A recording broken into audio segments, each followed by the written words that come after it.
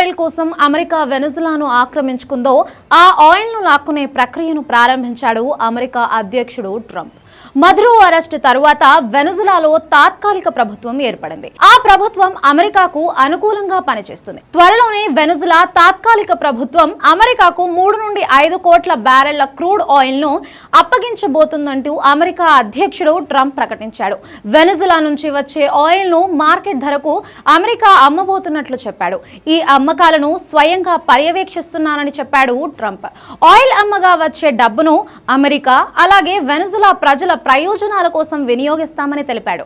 నిజానికి మదురోను అదుపులోకి తీసుకున్న సమయంలో అరెస్ట్కు 100 కారణాలు చెప్పాడు ట్రంప్. వెనుజులాలో డ్రగ్స్ తయారవుతుందని, ఆ డ్రగ్స్ అమెరికాకు వస్తుందని, దాన్ని కంట్రోల్ చేయడానికే మదురోను అరెస్టు చేశామని చెప్పాడు.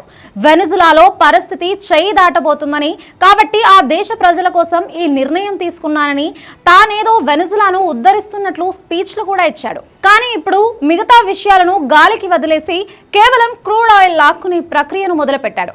దీంతో మదురో అరెస్ట్ వెనుక ట్రంప్కు ఉన్న అసలు ఉద్దేశం ప్రపంచం ముందు బట్టబయలైంది.